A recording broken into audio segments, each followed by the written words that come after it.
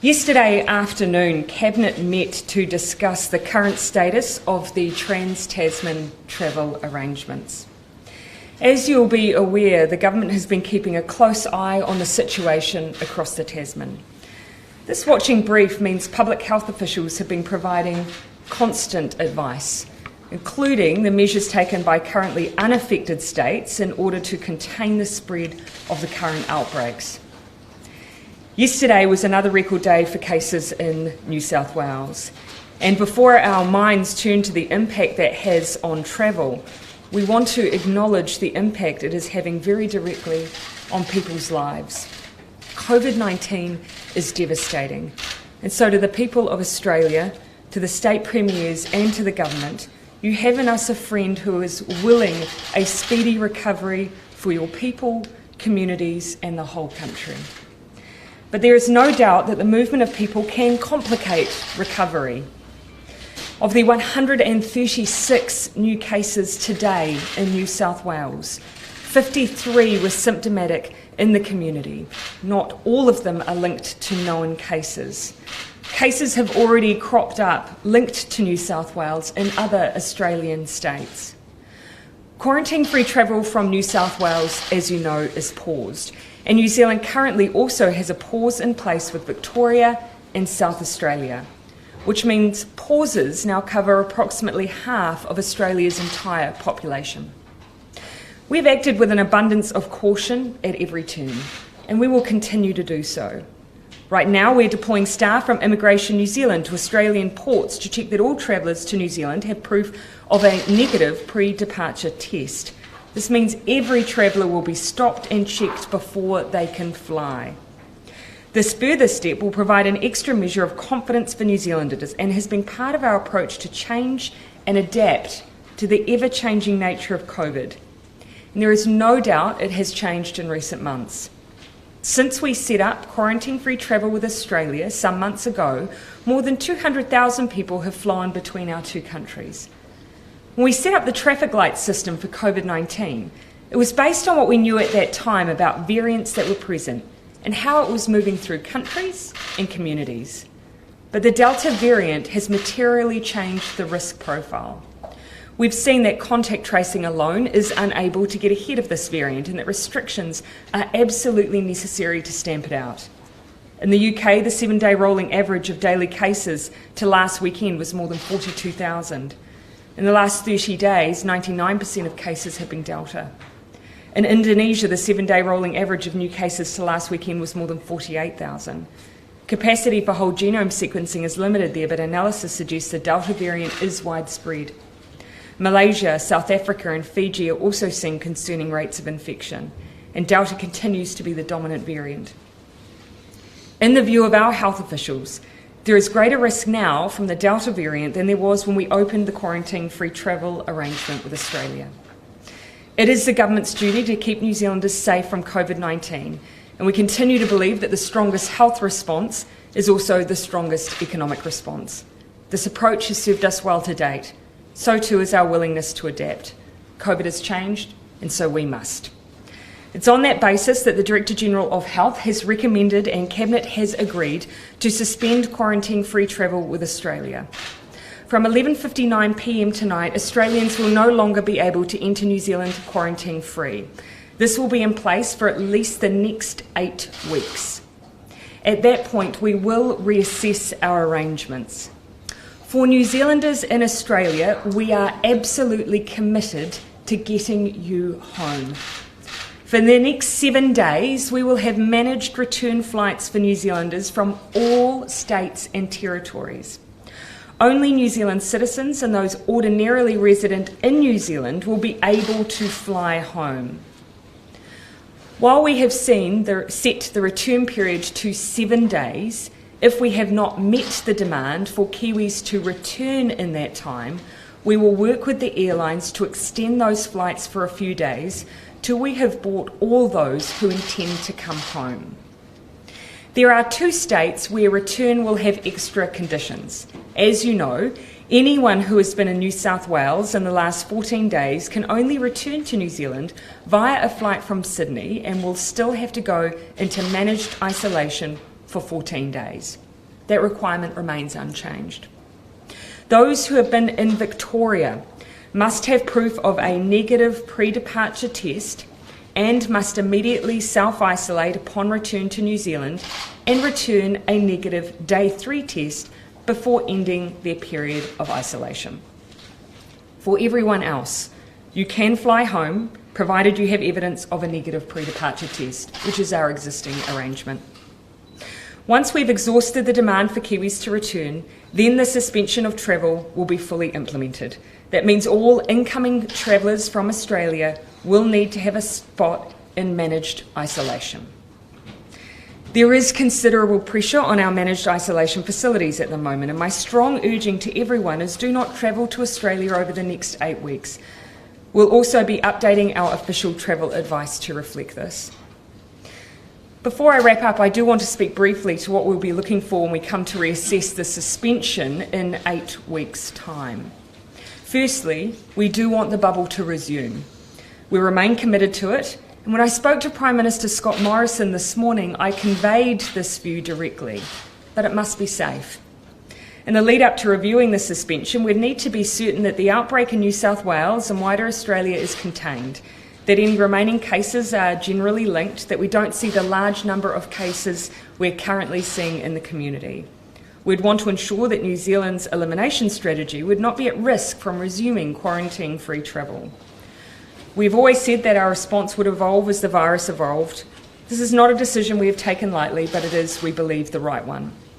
I know this will mean many people will find themselves for a time separated once more from friends and family who live in Australia, and I know this announcement will be a disappointment to them. However, just as we have our alert settings for managing cases in New Zealand, we also have a framework for managing cases in Australia. Now is the time for a suspension to ensure New Zealanders aren't put at undue risk from Covid-19 and to ensure we retain our hard-won gains. Our team of 5 million has worked hard to put us in a strong position, both health-wise and economically, and we will not risk that. I'd like to now hand over to Dr. Ashley Bloomfield to explain more of the public health rationale behind this decision and also how we'll look in the next 8 weeks to the status of Australia. Dr. Bloomfield. Thank you, Prime Minister. Kia ora koutou katoa. So just to outline the Ministry of Health's advice behind our recommendation to suspend quarantine-free travel with Australia. The overall public health risk from Australia as a whole is low, but it is increasing. So that means the risk to New Zealand from quarantine-free travel with Australia continues to increase. We have seen COVID-19, which is predominantly the highly transmissible Delta variant, has now spread interstate in Australia, mainly from the larger outbreak in New South Wales. And while outbreaks in Queensland, Victoria and South Australia currently appear to be contained, the outbreak in New South Wales clearly is not. We do hope recent stronger restrictions that New South Wales has put in place will result in a decline in new case numbers, but there continues to be a significant number of cases who were in the community while infectious, and that is a cause for concern. The other important factor we took into account was that quarantine-free travel between the two countries is designed to be in place in a situation with no or very limited community transmission to ensure that people can freely travel between and not present a risk to either country. That's clearly not the case. Quarantine-free travel was never designed to manage the risk of transmission between Australia and New Zealand. However, since the arrangement began around 3 months ago, we have had to respond rapidly, including undertaking almost daily risk assessments to manage potential risks to New Zealand. Among other things, this has put additional pressure on our overall response, and that includes on our managed isolation facilities. So a suspension with Australia is intended to provide time for Australia, and particularly New South Wales, to manage the community outbreaks in place there. We have and will remain in daily contact with our health colleagues in Australia to monitor the situation closely and, of course, to ensure we are learning from their experience in responding to the Delta variant. I do want to emphasise the significance of this variant, which is showing itself to be much more transmissible than earlier variants of concern. The experience in New South Wales makes it clear that even jurisdictions with very strong public health capability and capacity for testing and contact tracing have been unable to get ahead of this variant. And this development has been a very important factor in the advice we've provided to suspend the travel bubble with Australia. And our team is considering actively what this means for our own testing, contact tracing and overall response to COVID-19. What is clear is that an incursion of Delta variant will require a swift and forceful response, and we are ensuring that we are prepared for that. And indeed, that is what we did when we recently had a case in Wellington. So the Ministry's overall public health advice is that all travellers returning from Australia should monitor for symptoms, check for any updated locations of interest in Australia in the places they have been, and follow the advice of the local jurisdiction, whether they are in Australia still or back in New Zealand. Anyone who is in Australia currently and wanting to come back to New Zealand, but who was at a location of interest in any state or territory at the specified times, must follow the local jurisdiction health advice regarding quarantine and testing, and must not travel to New Zealand within 14 days of exposure. As the Prime Minister said, anyone in Australia who has been in New South Wales in the previous 14 days must not travel to New Zealand until that 14-day period has passed.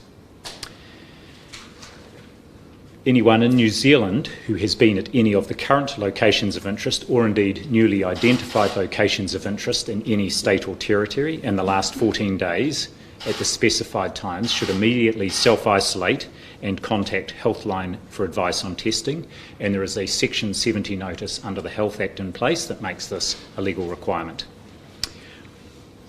In addition to these measures, as the Prime Minister has said, anyone returning from Victoria is required to self-isolate for 3 days and to do a day 3 PCR test and remain isolated until they receive a negative test. Our contact tracing system will be contacting these people on day 1 and on day 3, and then anyone who hasn't returned a negative COVID-19 test in our system after day 5 will be followed up. Again, a Section 70 notice under the Health Act is in place that makes this a legal requirement. Back to you, Prime Minister. Thank you. I'll ask the Minister for COVID-19 response to join us at the podium, and we'll open up now for questions.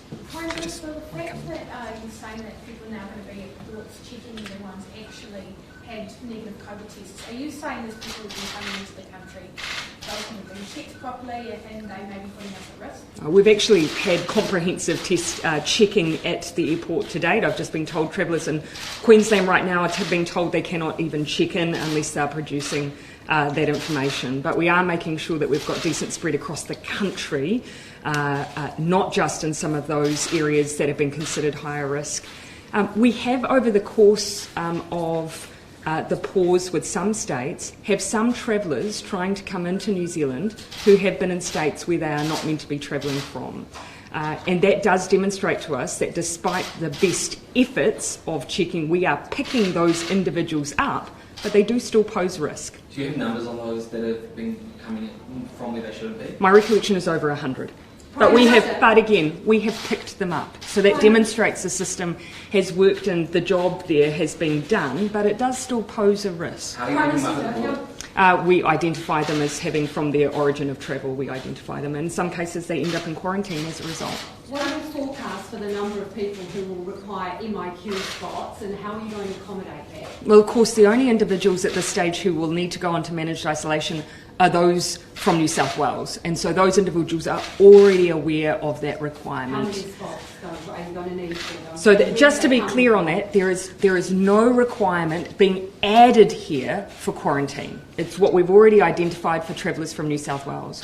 All other states are able to return with their pre-departure test. Victoria has some additional requirements, but we are not asking anyone new from this change to go into managed isolation. Do you mean beyond the week of return? You've given them a 7-day window, right? Yep. So, they will. Given that there's a deadline now, what kind of pressure does that put on MIQ? I'll give an initial response now and hand to the Minister.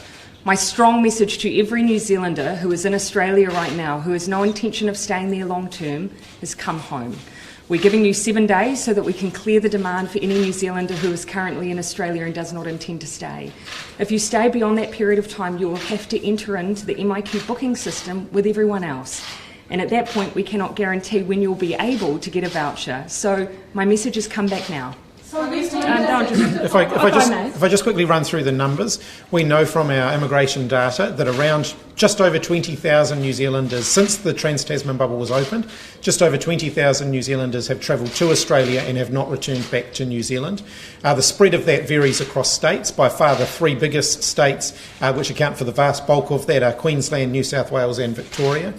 Within New South Wales it sits at around 4,000 to 4,500 people. We have around just about 1,200 in our MIQ facilities at the moment, and we've got a few more still coming in over the next few days as we fill up the 1,000 rooms that were allocated for the first fortnight. We are getting more than one person per room on average, so we're getting a number of couples and families coming back. That allows us to accommodate more people within the rooms that we have available, and we'll keep going through that with New South Wales because they cannot return without coming through MIQ. But for everyone in the rest of Australia, we want them to come back in the next 7 days so that they don't have to go through MIQ. As the Prime Minister has indicated, MIQ is pretty full, and we're not going to have a lot of extra rooms available for people who are wanting to delay their travel back to New Zealand. If they want to guarantee that they can come back, they should do that in the next 7 days. Just to follow up on Victoria, can I just follow up on Yep, and then I'll come to you. Yep, we'll leave plenty of time. Why are you trusting people coming back from the state of Victoria to self-isolate, but requiring others to go into a more formal setting? You can very much see the very different status of outbreaks between New South Wales, where you've had over 130 cases reported today, versus what is happening in Victoria. So the status of the outbreaks are vastly different, which is why we're asking for different responses for those New Zealanders who have been there. The threshold in New South Wales, given the fact that it is very clearly in the community, we're asking people to go onto MIQ. For Victoria, it'll be a two-step process: pre-departure testing and then a test once they've come back to New Zealand. Cabinet met almost 24 hours ago now. Flights from Australia have been coming in all day. If the situation is bad enough to shut the bubble for 8 weeks, where was the urgency in informing the public? Well, of course, what we've identified is that the risk is growing. So we've set clearly from midnight tonight, we will cease those flights. Cabinet made a decision yesterday afternoon, and then we have to notify airlines, airports, and put in place the arrangements to operationalise what will essentially be a shutdown for an 8-week period. So there is a bit of work to be done once Cabinet makes a decision. We received the advice yesterday, we moved on it immediately, we started implementing it, we've now announced it, and the 7-day window for New Zealanders commences. Have you not told the public before figuring out all of those logistics, at least telling people in Australia that they would need to come home? Well, we need to make sure that at the point that someone, for instance, who may be affected contacts their airline or starts to make travel arrangements, that those airlines are prepared as well. So we do need to make sure that we have some things in place, but we received the advice yesterday, we made a decision in the afternoon, we worked to implement it, and then today have it come into force this evening, and then that 7-day period for return. I would just say, when we have an immediate concern, we pause straight away. Here, we see the risk growing. So we're stopping the incoming flights for Australians, preparing to bring New Zealanders back, and then we're holding for 8 weeks. Does this mean you don't trust Australia to contain outbreaks? We don't trust COVID. You know, this is a virus that is incredibly tricky, and New Zealand has experienced that as well. What we have to acknowledge, though, is that Delta has made it that much more complicated, even for exceptionally skilled public health units. There is no judgment here. This is New Zealand just making a decision that's in the best interest, we believe, for us, but also the future of Trans-Tasman arrangements. But clearly, given the comments of Dr. Bloomfield, you don't have faith in the measures that have been put in place by the states thus far to contain Delta. Now, our view is that Delta does require both restrictions, but also robust contact tracing alongside that. That is not to say that we haven't had faith in the work that's been done, but there is very clearly a situation where Delta has managed to move through the community. But again, this is not a matter of judgment. We want Australia to succeed because it, of course, enables us to keep those arrangements alive. And we're absolutely willing for them to get back on top of this so that we can reopen in time. Is New South Wales to blame for the slow handling of this? They let it get out of control. Look, it's not my place or anyone here's place to make any judgments on something that we ourselves experienced and know how difficult COVID is. It is only for us to wish them the very best as they work to manage this Delta outbreak, but to make decisions that are of best interest of New Zealand. Are you sure there'll be enough flights to have people come in over the next 7 days? Or are you looking at I'll get Minister Hipkins to speak to that. He's been talking to Air New Zealand directly. Yeah. Can I, first of all, a bit of a public notice, say if people have queries about their bookings or their flights, please contact the airlines in the first instance. Please don't call Healthline or one of the government lines that are available. We want to keep those free for people who need to contact Healthline because of health-related reasons. But if people do have questions about the requirements, there are phone numbers available. If in Australia at the moment and you have questions that don't relate to an airline booking, the number to call is 09952 1695. Or 04830 3599. If someone is in New Zealand and wants further information, the 0800 number is 0800 537 726. Please call those numbers and not Healthline. With regard to adding extra capacity, I have had conversations with Air New Zealand. I haven't spoken to the other airlines. They will be looking to put bigger planes on the existing routes that they are intending to fly and potentially adding additional flights. They'll be monitoring every day the number of bookings that they're getting in to identify where the pinch points are. We have shared with them the data that we have about New Zealanders who have gone to Australia and not returned, so that they've got an idea of where that demand might come from, and they will keep monitoring that and we'll keep working with them. Yeah, Katie. Just in terms of that process for when they're checking pre-departure people now leaving, how's that going to work given most of the time you check in online or on the computer systems? There's no people there actually checking. So we have made sure that we've got extra people in Australia for a temporary surge over the next week to make sure that we can do that checking. A lot of the checking up until now has been done at the New Zealand end. Obviously during this period where we really want to reduce the risk and where we only want people getting on the planes who are eligible, we'll be doing a lot more manual checking in Australia. That involves sending New Zealand people to Australia to do that checking rather than having the checking done here in New Zealand. So you mentioned that you haven't spoken to any other airlines. So from when you made that decision yesterday afternoon, that cabinet decision, what have you been doing from then? I haven't personally spoken to the airlines, but they have been spoken to. The Ministry of Transport. And has Australia's complications with its vaccine rollout lately played any part in this decision? No, the quarantine-free travel arrangement was always based on New Zealand and Australia's existing status. It was never reliant on vaccine. That was the whole point, that we both had strategies that enabled us to live COVID-free and to therefore travel safely. But it was always designed, if there were large-scale outbreaks, to have the ability to turn off that travel if it posed risk. Look, just back to Katie's question around public health in Australia, given it was referencing Dr Bloomfield's response, so I will give him a chance to just say a few words on that as well. Thanks, Prime Minister.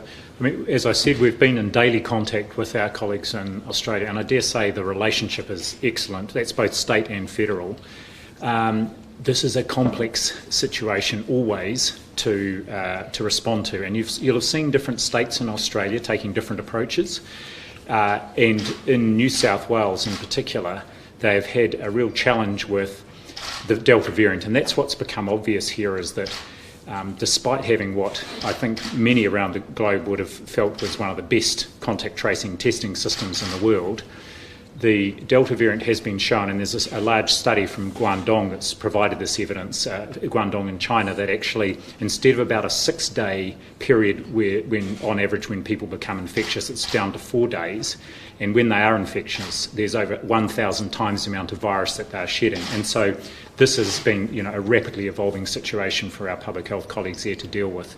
So just to go back to my earlier comments, we are watching very closely to see what this means for how we would respond in New Zealand to one of those cases. About the concerns about the pressure this has put on our system, are you saying that having the bubble has put extra pressure on the New Zealand system and we don't actually have the resources to keep up with that breathing room? Not so much having the bubble, in fact, but the bubble was intended to be in a situation where there was no or very low community transmission. And in fact, based on the 2 or 3 months before the bubble opened, that's what we expected. But it hasn't actually been what's transpired. And so our teams have been having to do, as I said, almost daily risk assessments, and often on a state-by-state basis. And I think we've responded very, very well. But as we've seen the complexity with this New South Wales outbreak and the size of it grow and the spillover into other states, that has really put pressure on the my public health colleagues in the Ministry of Health, and indeed right across the system, our colleagues in Transport and Customs and so on. I think the point to make there is, that's not the basis of this decision. But the fact that it has, of course, taken up, perhaps more capacity than would have been anticipated is because there's been more complexity and more outbreaks. And that is a sign that it poses risk. And that has been the basis of the decision. Prime Minister, the Bledisloe wallabies, are they going to be allowed to come to New Zealand? Will you accommodate them in MIQ? What's going to happen? So two points that I think this is a useful juncture for me to point out. The week that we have available for New Zealanders to return, there will be some New Zealanders who will not be eligible to return in those 7 days because they may be caught by being in a location of interest in, say, Victoria, or may need to self-isolate for other reasons. We will work through with those New Zealanders their return because, of course, it's beyond their control that they can't come back in that 7-day window. Likewise, if there are significant economic issues that are brought up by the closure in that 7-day window that can be resolved, then we have a delegated minister to work through any of those issues. However, it must be in the 7-day window. We're not making exemptions outside of that. Everyone else has to go into quarantine. So, Prime Minister, am I hearing you correctly? If the Wallabies can make an economic case in that 7 days, you may accommodate them to come here, and as long as they're not in New South Wales, they won't have to go into the MIQ. There's issues to be worked through there, but what we were very clear on as a cabinet, it must be during the same time that New Zealanders are able to return without quarantine. We'll not be making a special exemption outside of that, so no one will be able to avoid quarantine. No New Zealander and no Australian outside of that 7-day window. But there's still potential for the Wallabies to come in that window. If they are able, within the 7-day window that New Zealanders are able to return, A, if they're able to demonstrate the case, B, if they are able to come in that window. None of that, as I understand, has been fully worked through. We're leaving that to delegated ministers to make those decisions, not just for this situation, for any others where there may have been pre-arrangements that have significant economic impact if they are removed. It's almost sold out, so is that economy enough? Again, I'll just leave it to the minister and those involved to work that through. But I think what was really important for Cabinet was for not to create an exemption that any other person would not be able to access. Given New Zealanders will be returning in that period, we believe that was a fair basis on which to allow a short exemption for an Australian group. And they will be free to leave after the matches? Well, as is any Australian who is currently here, can be free to leave at any time that they are able to. Of course, they'll need to keep in mind the frequency of flights. Has the Australian rugby team spoken to the government at all about this? Have there been discussions? I haven't had any conversations, I don't believe. There have been conversations between the Minister of Sport and the New Zealand Rugby Union. Not proactively. And they will be ongoing. So not proactively. My understanding is that they reached out because they, of course, saw media reporting and were wondering about the status. But no decisions have been made here. But again, very clear on what we consider to be fair. Are there any why 8 weeks? No, never. Nothing's ever a stab in the dark. Not a stab in the dark. Look, we've had pauses already in place with states for shorter or longer periods. 8 weeks is our estimate of how long, at least, we think it will take for the New South Wales outbreak to get down to much lower levels of community infection. And it also means that it gives people certainty around a period. Look, it's going to be suspended for at least an 8-week period, but as I said, we will be reviewing daily what the situation is there. If I can ask you about this new 0800 number for Group 3 and our vaccine rollout, what is that 0800 number? That 0800 number is 0800 28 29 26, and that number is specifically for people who might be in Group 3, so that is over 65s and people under 65 with pre-existing conditions, largely, who haven't yet heard from their DHB or from their primary care practitioner, their GP, about and been invited to book. They can ring this number from today, and Healthline will have got specially trained operators who will take them through getting a booking in place. So I've spoken to vaccination workers today, and they tell me that this exact number has been in place right from the beginning. So what's new? What's new is today we're making it public, and that same number with additional staff on is available there as a backup to sweep through people who haven't yet received that invitation either by email, text or mail from their DHB, and they will be able to now ring that number and make that booking through the Book My Vaccine process. But this has been in place for months, so why not just allow Group 3, who should be allowed to be vaccinated now anyway, use it to make a booking? Well, they are able to now use it to make a booking, but it also, our booking systems have to be connected as well. Prime Minister, have you made any separate considerations for Tasmania? Obviously, surely the risk there is so much more minimal to the rest of Australia. Yeah, and look, these were things that we considered. But of course, what we have to keep in mind is that there is movement across Australia between states. Yes, of course, we rely on the border controls that are in place, but from time to time there are exemptions in those border controls. This is a way that we can guarantee that we're not reliant on there not being seepage or border crossings. This is the safest way we can undertake this next period of time while Delta is clearly present in Australia. On Fiji, how close has Fiji been to designated as a very high-risk country? We've had 11 cases over 10 days. I haven't seen today's breakdown in MIQ. Surely that situation coming across the border is getting fairly concerning. The Director General and I have both been in conversations in the last 48 hours or so of just reviewing the very high-risk countries, the 4 that are currently there, and others that could potentially be added based on what we're seeing around the world. We've not made final decisions on that, but there are further decisions that we'll be making in the coming days. Do you have a breakdown in terms of whether those returnees are citizens or residents, and will that play a factor in your decision making? In terms of from Fiji in particular? Yeah. No, sorry, I don't have that, but we can probably find that out for you. Minister, could you please confirm reports that were out this morning saying that 170,000 fewer doses will be administered by August? No, that's not correct. I mean, the model is constantly being recalibrated to align with supply, and you may recall that over the last few weeks we've had more constrained supply. In the last 3 days, nearly 100,000 doses of the vaccine have been administered, so the vaccine program is absolutely scaling up. In answer to the earlier question that you raised around the 0800 number, up until the last week or two, some of the DHBs were running their own localised booking systems. So if people had contacted the 0800 number from one of those areas, that 0800 number wouldn't have been able to help them. We've been working to migrate all of the bookings onto the national booking system, which is now all but complete, so that we can actually have a nationally coordinated booking approach. We didn't have that when we started the vaccine program, but we wanted to get it underway as quickly as we could. Our goal was, by the time we got towards the end of Group 3 and into Group 4, that we had a nationally uniform coordinated system, which is what we now have. Have either of you had an update today on how many people in Group 3 have called through and made a booking in the past few hours? I've got some data, yes, and my recollection is in the first few hours around 2,000 people were made a booking, and by 11 o'clock the wait was up to 20 minutes, but the staff there were doing a great job of supporting over 2,000 people, and that was by 11 in the morning. What does that tell you then? And that's on top of a significant number of bookings obviously already in the system. Yeah. What does that tell you then about the lack of Group 3 who have been contacted and vaccinated?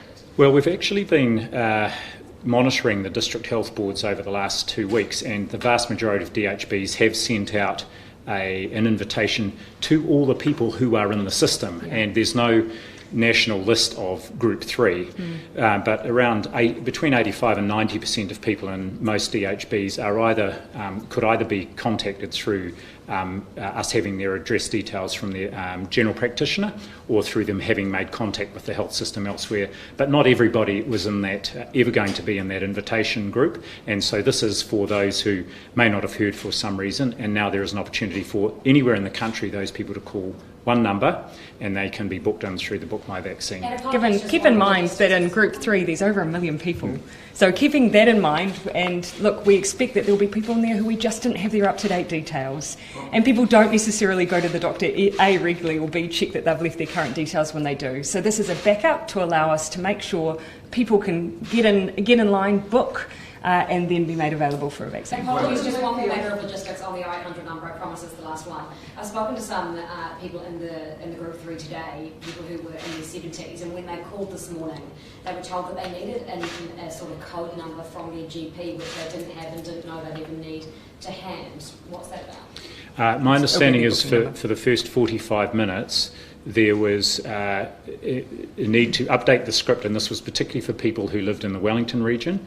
The script was updated, and so now if those people have called and weren't able to book, if they call back, they will now be able to do so. Originally, people were provided a booking number to demonstrate that they were eligible to be vaccinated, so that's what that would have been.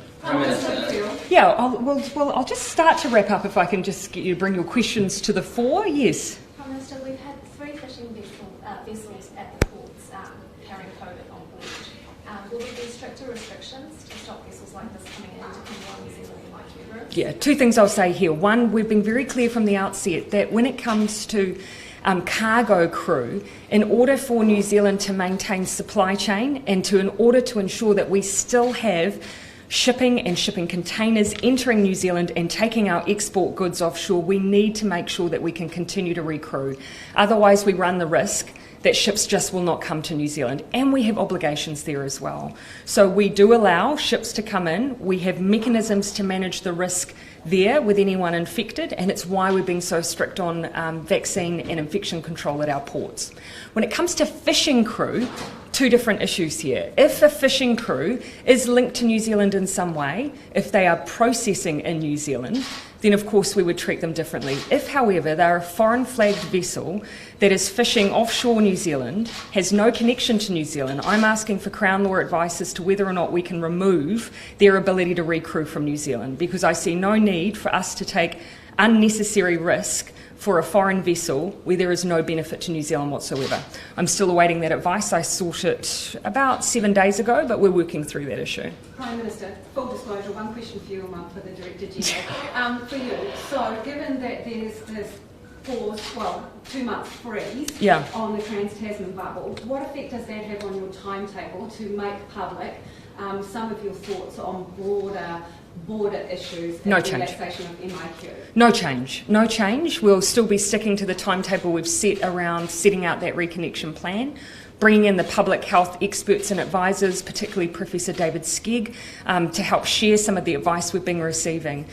Because ultimately, the Trans-Tasman arrangement was one element of our reconnecting plan. We have to think about how we deal more broadly with other countries where COVID is more present. And the date for the first taste of that is when? I'll make sure that we share that publicly. I just want to check that it hasn't moved, but it's not too far away. I indicated it was a matter of weeks. I'd need to go and just double check. I'm just trying to recall the date, Lisa. It's not too far away, a matter of weeks. Dr. Bluefield, the most recent Roche report, and you've referenced the stress that Delta puts on contact tracing and genome sequencing. The most recent Roche report said that we need an early aggressive response in New Zealand, a formalised plan, and we didn't have one. And the second thing it talks about is we have no maximum capacity number, an actual number for what we can cope with in terms of contact tracing cases. Have you rectified those things? So two comments here, and then the Minister may wish to comment as well. I think the early aggressive approach language is very consistent with the go early, go hard, and that's actually an approach we have taken right from the start, and you saw us do that in Auckland in the February outbreak, and just a couple of weeks ago in Wellington when we had a single case who had subsequently left the country, but we had over 2,500 people contacted, nearly 1,000 people in isolation for 14 days. So I would say that's... Plan, Dr. Bluefield, sorry to interrupt, but they're talking about a formalised go-to plan. Is that plan in writing? Can we see it?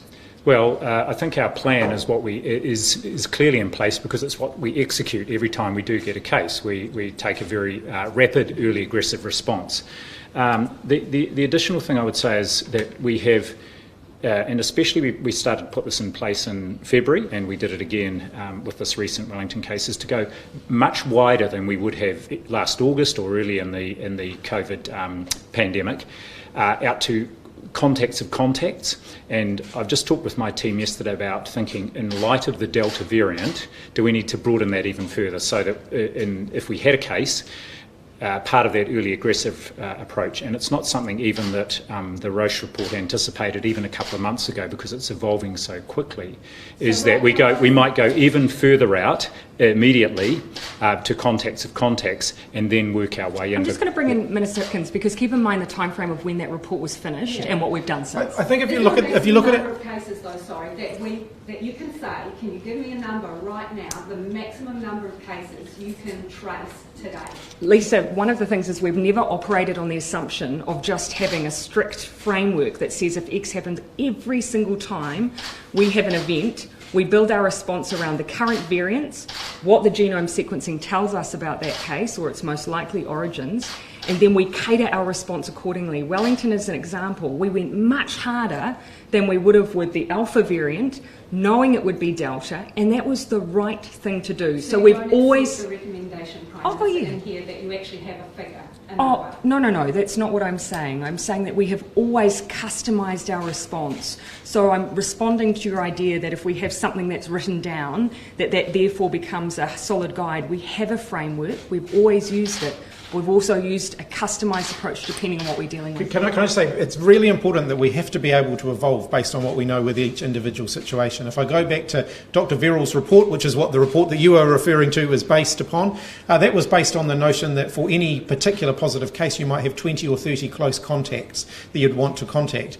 With regard to the most recent potential situation we dealt with in Wellington, I think we had 800 and something close contacts for one case.